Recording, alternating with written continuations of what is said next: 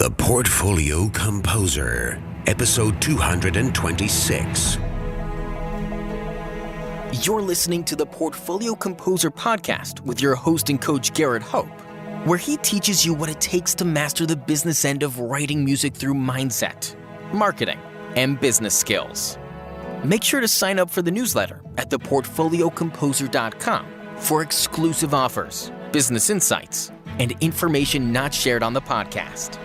And now, for this episode of The Portfolio Composer. Yeah, that I would be fully present in the writing. And the fascinating thing is when you're half awake, you can't be, all of that self-esteem gremlins, all of the hard acts and the resistance stuff is sort of quiet because it's not quite ready to attack everything that you're writing.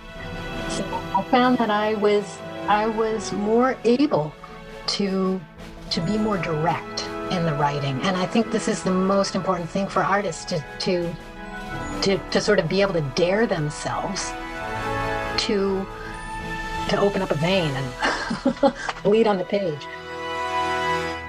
This episode is sponsored by Encoda, the home of digital sheet music.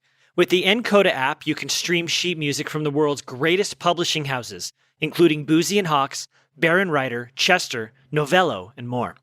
The music you stream is fully licensed for performance, and as a conductor or composer, you can push out markings and on-the-fly edits to your ensemble. You can even upload your own PDFs to the Encoda sheet music reader. Download Encoda from your app store today for a free trial. That's Encoda, spelled N-K-O-D-A, Encoda. This episode is brought to you by Dorico, the music notation software from Steinberg. Just released, Dorico Pro 3 is a major new version, with game-changing advances in note input, notation, and engraving. Also available from Steinberg is Dorico Elements, an entry-level application that packs all of the essential power of Dorico Pro into a simple, streamlined package that is ideal for those getting started. Find out more later in the show. Hello, and welcome to episode 226 of the Portfolio Composer podcast. I'm your host, your coach, and your teacher, Garrett Hope. Today's episode is a great joy for me to bring to you. It features Angela Beeching. Angela Beeching has written one of the most definitive texts on the entrepreneurial musician that you can ever find in a bookstore, and I can't recommend it enough. And just last month, in late 2019, the third edition of her book, Beyond Talent, was released. If you have not read this book, you need to. It has great insights into what it's going to take for you to build your business. I hope you get a lot out of this interview. Angela Miles Beeching is a music career coach who helps musicians get more of their best work out into the world so they can finally become the artists they are meant to be. Miss Beeching is the former director of career and entrepreneurship programs at Manhattan School of Music, Indiana University, and New England Conservatory. Enjoy. Hi, Angela. It's so nice to have you on the Portfolio Composer. Oh, it's great to be here, Garrett. Thank you. Yeah. You are one of the pioneers of entrepreneurship for classical musicians. And what I mean by that is you have a definitive text that's used in colleges and universities all across the country. And you've been doing this for quite a while. When did you get started teaching entrepreneurship? Oh, wow. Well, I started working at New England Conservatory in '93, and it wasn't entrepreneurship back then. So I was running the career center. But we were teaching a course that absolutely focused on these elements of how do you make things happen in your own career. So, yeah, I think, and it was later on that entrepreneurship became kind of the buzzword, and everybody felt like they had to be doing that. But it's been an interesting thing to see how that has developed and how that's shaped programs, and it's been a good thing. And later on, when I worked at Manhattan School of Music, running their Center for Entrepreneurship. So, and I actually helped Indiana University get started on their program too. Wow, that's wonderful. What need did you see that caused you to write all of this down into a book? Oh, I wrote the book out of frustration. Really? Yeah, because I had this job at New England Conservatory doing the career center, and I I just couldn't find a book that would cover what we needed and the kind of the full range of questions that would typically students would come into the office asking. So out of frustration, I started writing all of these pamphlets, like flyers that we had on these variety of topics, and eventually we would compile these at the end of the year and give them to graduating students, as a book. And then I started looking around for a publisher. I was thinking, this ought to be a real book. Like, I was so naive. I thought that you could just pretty much do that, like have these separate little flyer things, that material. Like, you didn't have to create something more cohesive than that. But so I wasn't having any luck finding a publisher or whatever. I can't remember how many rejections I got. And because early on, someone had told me Oxford University would never go for something like this. Huh. And then, again, out of desperation, I finally sent a last proposal to them, and they're the ones that said yes. So, wow. Yeah, it was an odd undertaking. And I just have to say, when they give you a contract and suddenly this becomes real, like you have to produce this thing in a year, then you really start. I mean, that's when the terror starts. Composers are well familiar with that. Yes. Oh my God. Because I had never taken on anything that big. And I wrote the original in 2005. And now we've got the third edition coming out. But you would think that an updated version, like, again, naively, I thought, oh, well, I'll just revise some things. And oh my God, it was like the whole process over again. Like, you take something down to the studs and you think, what really has to be in here? And what didn't I cover? What's different now? Sure. So it's been an odyssey. You're not just adding content, you're actually removing content at the same time. Yeah, and rethinking an approach, because it's not just that the world changes over that time, but like your own way of working with musicians changes. And I think all of the coaching and the teaching that happened, in between, we're shaped by that. And you realize, oh, there's a better way to connect with what's most essential here. If you were to boil it down, Angela, what are the most essential things? Well, I'll tell you, with this third edition, I really found myself focusing on mindset issues, because this really human stuff that gets in all of our way, that prevents us from getting our best work out there, that's squirrely. Stephen Pressfield talks about it as resistance. Yep. And these two shrinks in LA, I love their work. They wrote this book called The Tools. They call resistance part X, but whatever you call it, we all have these fears and self-esteem issues that comes up as procrastination or resentment or distraction, all of that stuff that gets in the way.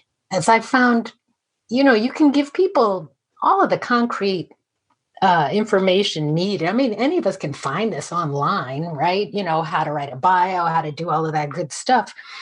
That's, in the end, that's not the real issue. Because to implement any of that stuff, that is the issue.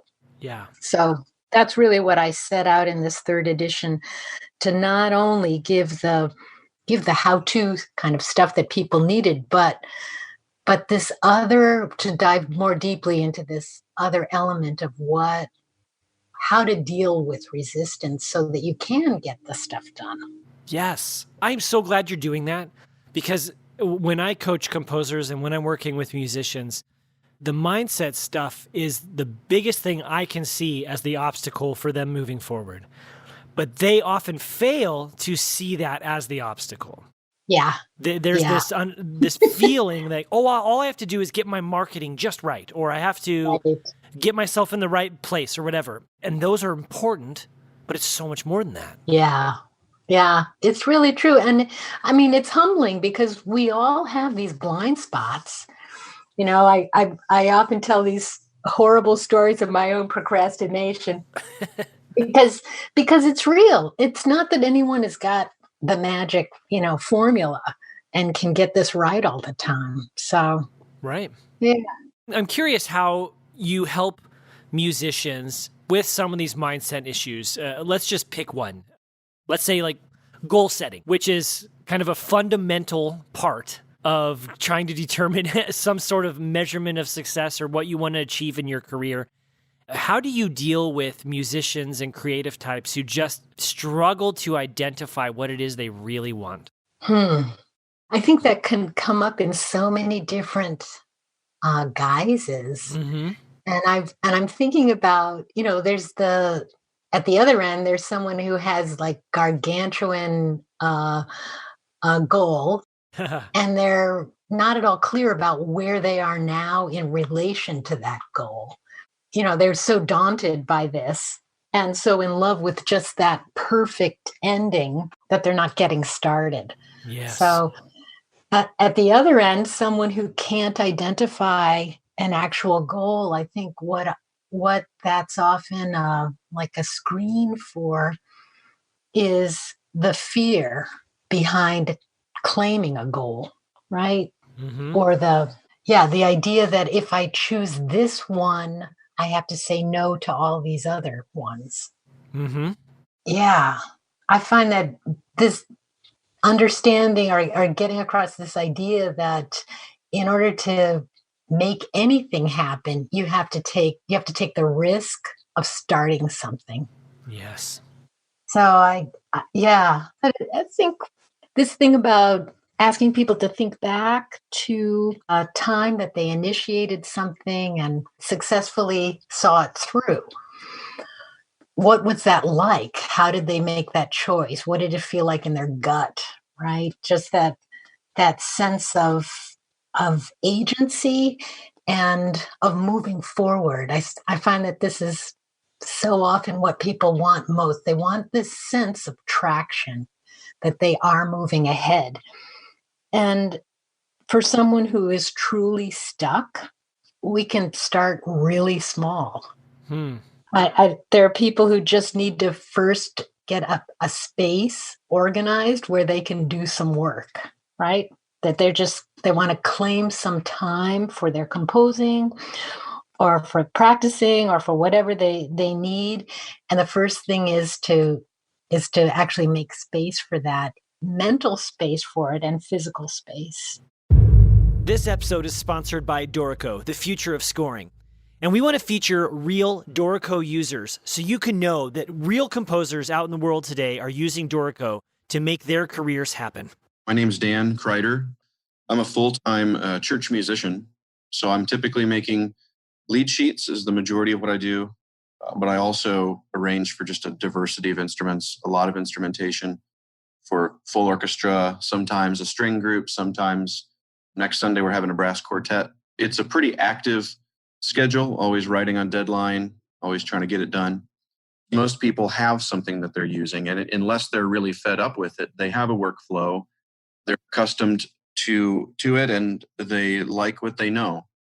And in some cases, they perhaps don't realize what something could be.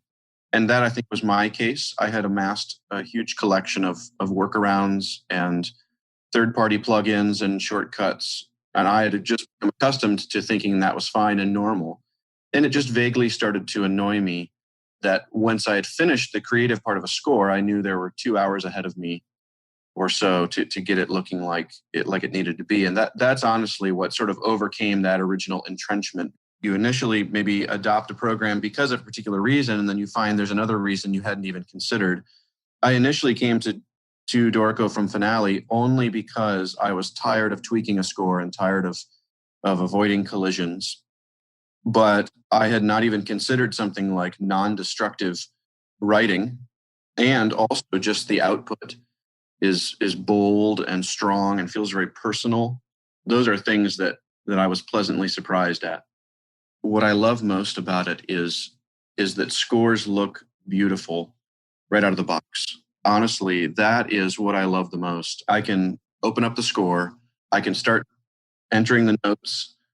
I can switch over to engrave mode to check it. I may bump one or two little things, and it's done. I never have to settle for ugly scores again on short notice. I think one of the things that I really appreciate about the development process, and that I think is going to yield the best results in the long run, is that everything is so carefully thought through. In another 6 months to a year, the number of things that Dorico won't do natively is going to be a fraction of what people are going to require of it. There's really no question that I'd recommend it. In fact, I do, and my colleagues give me a kind of a hard time about it, jokingly, because I'm a little bit of an evangelist.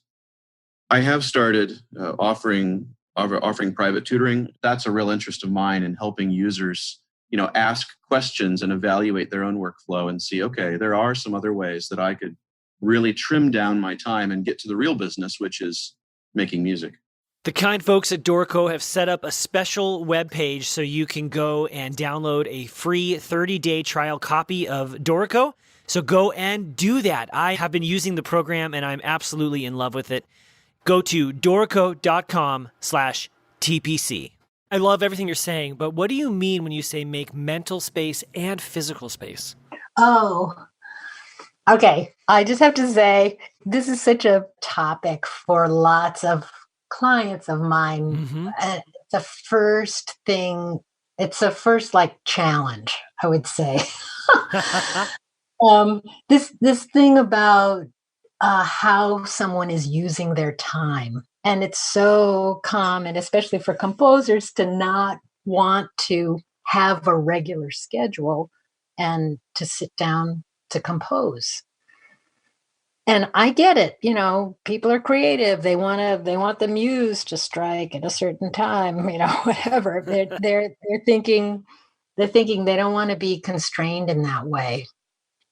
But I have to say, I don't know anyone who gets a lot of work done who doesn't have a regular habit, just to do it. So that thing about claiming your own space, your own time, not as a thing that you have to do or that someone is forcing you into, and God help it, it's your coach, doing that.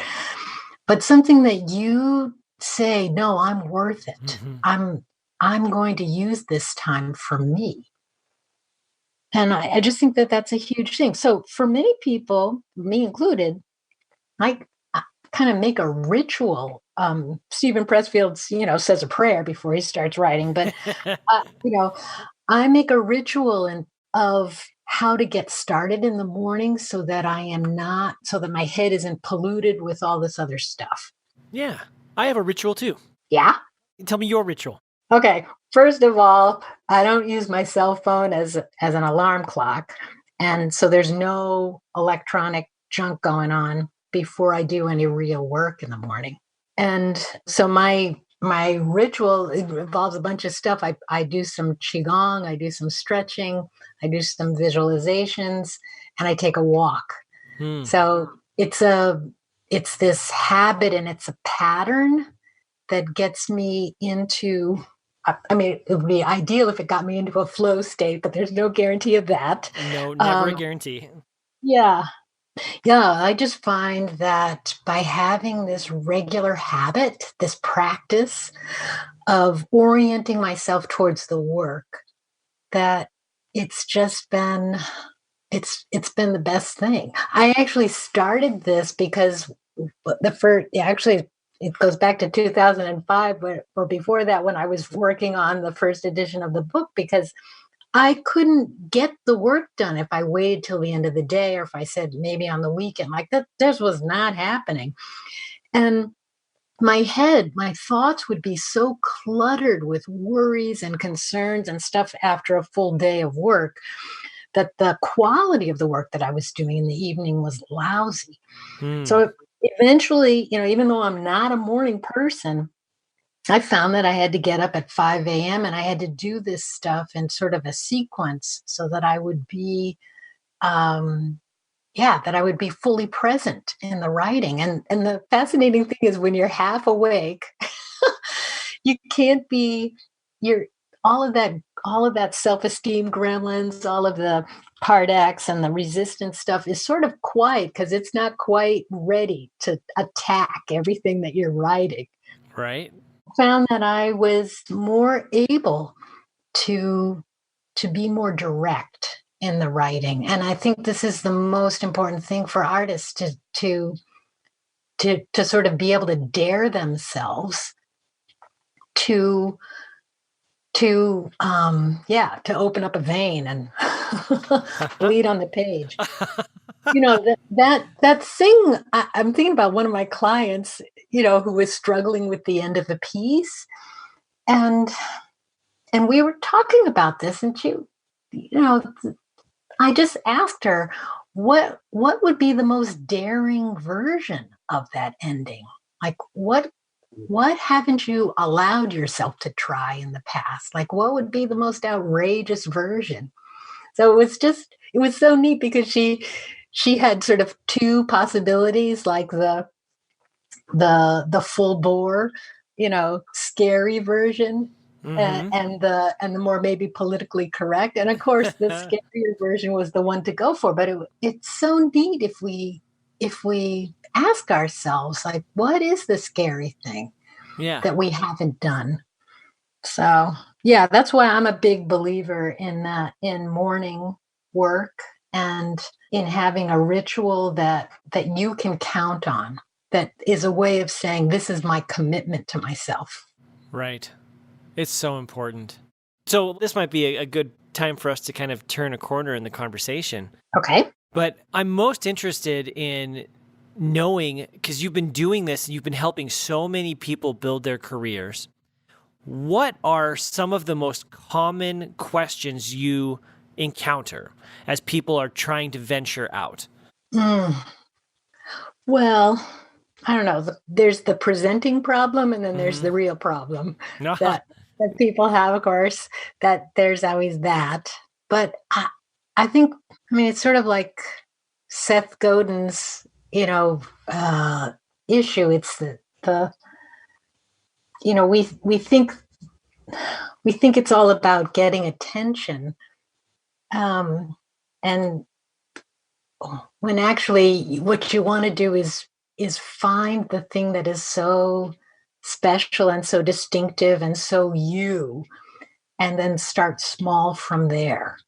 And I think people often just want to make this bigger splash, or they want to, it's not that we're all in love with the instant fame, but people are often wanting to bump their careers up to this next level, and they think that there's a magic formula or a secret way of handling social media, or we all have these fantasies that we've created, and in reality, it's these kinds of things that we've been talking about: having regular habits, building a small community and growing it from there, and doing work that you are really proud of for people that you love working with.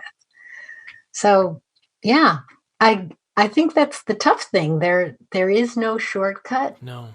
And this need to really know why you're doing it and for whom you're doing it. I think that's what gets lost in the shuffle for many people. So I would say this is the most important thing in helping people get back to that centered place of what inspires them and what motivates them to go forward.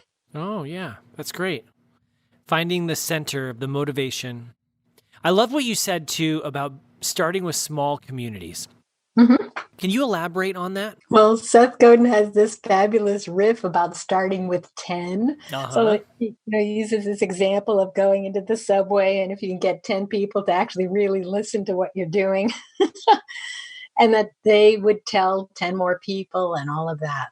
Yeah. So, yeah, I think that thing about really figuring out what it takes to connect with an audience. I remember when I was working at New England Conservatory, we had a pianist who wanted to do an internship, and she was interested in doing a lot of performances. So we found this wonderful retirement community where she could come, and this was the plan. She would give basically 10 concerts over the course of the semester. And these could be ones that she could curate as like a mini series or whatever. And she really got to know these people because this is a small retirement home, basically in a brownstone. It's like you go in and you're performing in somebody's living room, like they're sitting 2 or 3 feet away from you. And she really found this disconcerting at the beginning because she was used to having, maybe a more formal setting. And she was good at talking to audiences, but she was, the challenge was transitioning from talking to audiences to playing, and then, and getting to be in a dialogue with people. But I have to say, at the end of that semester, she had really changed the way she felt about performing. Like it was a new thing for her. It was really about connecting with people in a much more real way. Interesting. And it was just inspiring to be, witness to this. Right. Yeah, I once interviewed a woman named Shannon Curtis. Oh yeah. Who wrote a book about doing house concerts. Yeah, I she's got videos on that and a book about it. I recommend that to all the. I didn't know you'd interviewed her. That's cool. It's one of my favorites. And I think, quote unquote, concert music people, the classical people, have a whole opportunity to take advantage of unique, small venues and really connecting with people who want to be there. Because like you said, you can be knee to knee with them while you're performing. And you also have the opportunity to make a living at the same time. Yeah. And I think that thing about really seeing the effect of your performance and your conversation on people, I don't think there's anything like that. Yeah. So, we live in such a culture where people are so disconnected that this is maybe one of the most important things that musicians can do. Because music is communal. Yeah. And we forget that sometimes. Especially when there's that fourth wall of the stage that's right there. Yeah. It probably shouldn't be all the time. Yeah. So as this new version comes out, where can people find the updated version of Beyond Talent? Well, on Amazon, of course, and Oxford University Press. Yeah. It's fantastic. Yeah, I'm excited. Yeah, me too. I highly recommend it. I think it's got all of the basic things laid out in a really nice, logical way. And I love what you say in your introduction. Obviously, I haven't read the 3rd edition yet, but for the second one, you basically say, this is my magic wand and I'm going to share it with you, but yet it's your responsibility to find a way to put your talents to good use. And I just loved that because there's no magic bullet. And even though this is the magic wand, you still have to take the opportunity to do the work yourself. You have to take responsibility. Yeah. Yep. Well, thank you for joining me on the podcast today, Angela. I've really appreciated speaking with you. Oh, you're very welcome, Garrett. Conductor Sir Simon Rattle says, Encoda is really clever. It's like a view into the future of making music. As digital sheet music and performing off of tablets grows in popularity and convenience, the need to easily access high-quality scores, to be able to mark up the scores, and to be able to share those markups with performers, students, and composers continues to grow. Encoda is the new home of digital sheet music. With access to music from the world's greatest publishing houses, Encoda can't be beat. And soon, through Escobar Digital, composers will be able to add their music to the database, so performers can easily access their music. And the composer gets paid for it. Check it out now by downloading the app from your app store for a free trial. That's Encoda, spelled N-K-O-D-A. Encoda. This episode of The Portfolio Composer has been supported by Dorico, the music notation software from Steinberg. Whether you're a composer or arranger, a teacher or student, working in music engraving and publishing, or working in producing music for media such as film, TV, and games, Dorico is the tool for you. Dorico comes in 2 versions. Dorico Pro for professionals, and Dorico Elements, providing the perfect introduction to the world of scoring. Whichever version you choose, you'll be using software packed full of smart features that produces beautiful results completely automatically, allowing you to get music on the stand more quickly than with any other software. You can bring music into Dorico from your existing software using Music XML or MIDI, and you can try Dorico out completely free of charge for 30 days by downloading a trial version from dorico.com/TPC. Try it today.